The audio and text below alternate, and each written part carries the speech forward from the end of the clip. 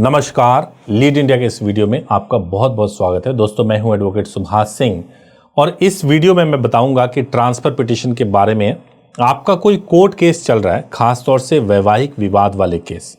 आपको केस की हर तारीख के लिए आपको सैकड़ों किलोमीटर दूर किसी दूसरे शहर जाना पड़ता है। ट्रेन और बस के धक्के, आने जाने का भारी खर्चा, समय की बर्बादी और ऊपर से केस का मानसिक तनाव। हाल ही में यह मुद्दा सुर्खियों में आया जब भारतीय क्रिकेट टीम के तेज गेंदबाज मोहम्मद शमी की पत्नी हसीन जहां ने अपना केस ट्रांसफर करवाने के लिए भारत यानी कि सीधे भारत के सबसे बड़े कोर्ट यानी सुप्रीम कोर्ट पहुंच गए। आखिर यह होता कैसे केस को ट्रांसफर कराया जाता है, आपको जरूर जानना चाहिए। इसका पूरा प्रोसेस क्या होता है, सबसे जरूरी आप इसका फायदा कैसे उठा सकते हैं। चलिए आज इसी पूरी प्रक्रिया को बिल्कुल आसान भाषा में, लीगल लैंग्वेज में नहीं, बिल्कुल आम भाषा में मैं आपको समझाने की कोशिश करूंगा। तो सबसे पहले यह जानना जरूरी है कि केस ट्रांसफर कराने का कानूनी आधार क्या है। तो सबसे पहले यह जानना जरूरी है कि केस ट्रांसफर करवाना कोई मनमानी मांग नहीं है। यह कानून की दी हुई एक सुविधा है जिसका मकसद सिर्फ एक है, सबको आसानी से न्याय मिले। अगर आपका केस किसी ऐसे शहर में है जहां पहुंचना ही आपके लिए एक जंग लड़ने जैसा है, तो यह आपके न्याय पाने के अधिकार को कमजोर करता है। इसी को रोकने के लिए कानून में केस ट्रांसफर का प्रावधान है। मोटे तौर पर भारत में केस 3 लेवल पर ट्रांसफर हो सकता है। पहला लेवल एक ही जिले के अंदर, मान लीजिए आपका केस दिल्ली के 30 हजारी कोर्ट में है और आप उसे करकरडुमा कोर्ट ले जाना चाहते हैं। इसके लिए आप डिस्ट्रिक्ट जज को अर्जी दे सकते हैं और केस ट्रांसफर करा सकते हैं। दूसरा लेवल है एक ही राज्य में, जब जिला अलग अलग हो। जैसे आपका केस उत्तर प्रदेश के लखनऊ में चल रहा है और आप उसे नोएडा ट्रांसफर करवाना चाहते हैं। इसके लिए आपको उस राज्य के हाई कोर्ट का दरवाजा खटखटाना होगा, यानी लखनऊ हाई कोर्ट में जाना होगा। सिविल मामलों के लिए यह power code of civil procedure CPC की धारा 24 में और क्रिमिनल मामलों के लिए कोड ऑफ क्रिमिनल प्रोसीजर की धारा 407 में दी गई है। और तीसरा और सबसे बड़ा लेवल एक राज्य से दूसरे राज्य में, जैसे केस पश्चिम बंगाल के कोलकाता में है और आप उसे दिल्ली लाना चाहते हैं, ठीक जैसा मोहम्मद शमी के मामले में हो रहा है। इस तरह के इंटर स्टेट ट्रांसफर का अधिकार सिर्फ और सिर्फ भारत के सुप्रीम कोर्ट के पास में है। सुप्रीम कोर्ट को यह विशेष शक्ति सिविल मामलों के लिए कोड ऑफ सिविल प्रोसीजर यानी कि सीपीसी की धारा 25 और क्रिमिनल मामलों के लिए कोड ऑफ क्रिमिनल प्रोसीजर यानी सीआरपीसी, अब बीएनएसएस हो गया है, कि धारा 406 में मिलता है। ये मैंने सीआरपीसी का सेक्शन बताया आपको।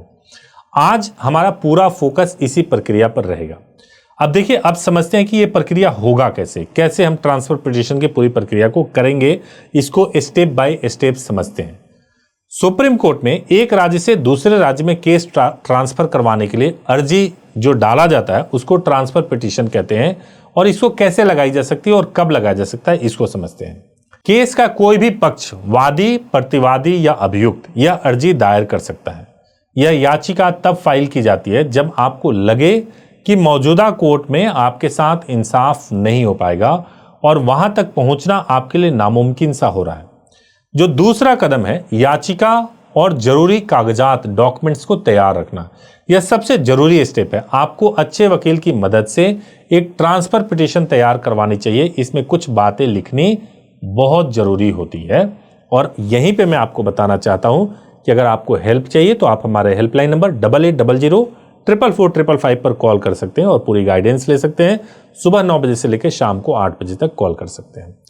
देखिए, जो आपको लिखना होता है उसमें आपको केस की पूरी जानकारी लिखनी होती है। जैसे आपके केस से जुड़े सभी फैक्ट्स साफ और सीधी भाषा में लिखे होने चाहिए। जैसे ट्रांसफर क्यों होना चाहिए, आपको डिटेल में बताना होगा कि आप केस क्यों ट्रांसफर करवाना चाहते हैं। इन्हीं कारणों को सुनकर के ऑनरेबल कोर्ट फैसला देगी। दूसरा, एफिडेविट, आपको एक एफिडेविट भी देना होता है जिसमें आप ये बताते हैं कि पिटीशन में लिखी हुई सारी बातें सच है। और तीसरा है केस के डॉक्यूमेंट्स, जिस केस को आप ट्रांसफर करवाना चाहते हैं उससे जुड़ी सभी डॉक्यूमेंट्स, जैसे निचली अदालत की याचिका की कॉपी, अब तक के ऑर्डर्स की कॉपी साथ में लगानी होती है।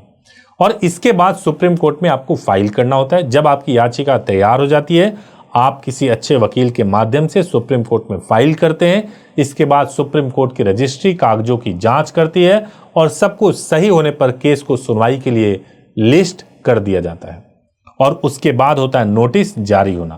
पहली सुनवाई में जो ऑनरेबल कोर्ट है आपकी याचिका और वकील साहब के जो शुरुआती दलीलें हैं उसको सुनते हैं और उसके बाद जब ऑनरेबल कोर्ट को पहली नजर में लगता है कि आपकी बातों में दम है तो वो दूसरी पार्टी को एक नोटिस जारी करते हैं। नोटिस का मतलब है कि सुप्रीम कोर्ट आपकी बात सुनने को तैयार है, अब दूसरी पार्टी को अपना पक्ष रखने का मौका देना चाहता है। मोहम्मद शमी के मामले में भी सुप्रीम कोर्ट ने हसीन जहां की याचिका पर शमी को नोटिस जारी कर जवाब देने को कहा है। अब इसके बाद आता है जवाब और बहस।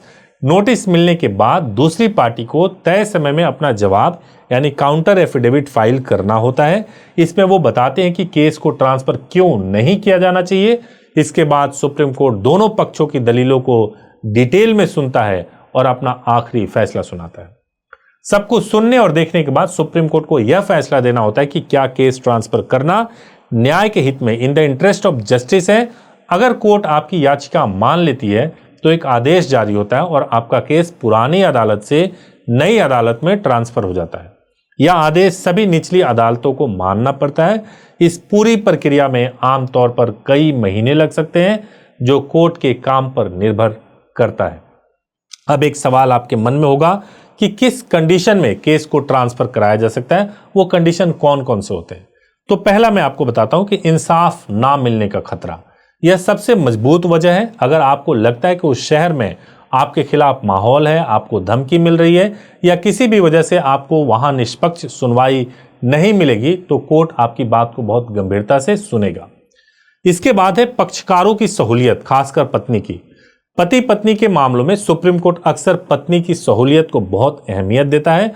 अगर पत्नी आर्थिक रूप से आत्मनिर्भर नहीं है, उसके साथ छोटे बच्चे हैं, उसे लंबी दूरी तय करने में शारीरिक और आर्थिक दिक्कत हो रही है तो यह केस ट्रांसफर का एक बहुत ही मजबूत आधार बनता है। तीसरा है पैसों की तंगी। अगर एक पक्ष गरीब है और दूसरे शहर में बार बार आने जाने का भारी खर्चा नहीं उठा पा रहा है तो यह भी एक जायज कारण माना जाता है। गवाह और सबूतों की लोकेशन। अगर केस से जुड़े ज्यादातर गवाह और सबूत किसी दूसरे शहर में है तो सुनवाई की आसानी के लिए केस को वहां ट्रांसफर किया जा सकता है। और एक लास्ट में है सेहत से जुड़ी वजह। अगर याचिकाकर्ता को गंभीर बीमारी है और उसके लिए सफर करना मुमकिन नहीं है तो इसे भी एक ठोस कारण माना जाता है। तो अब एक बार जरा मोहम्मद शमी वाले मामले को देख लेते हैं। चलिए अब इन सब कानूनी बातों को मोहम्मद शमी और हसीन जहां के हालिया मामला से समझने की कोशिश करते हैं।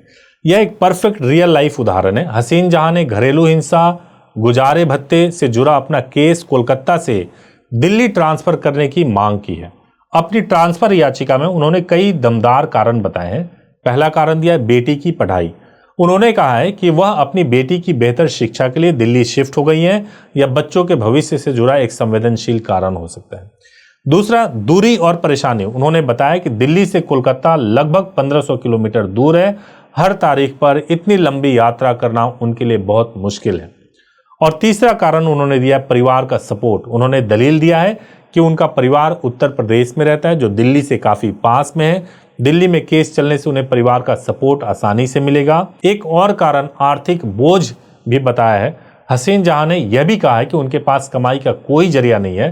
बार बार कोलकाता आने जाने का खर्च उठाना उनके लिए एक बहुत ही बड़ा बोझ है।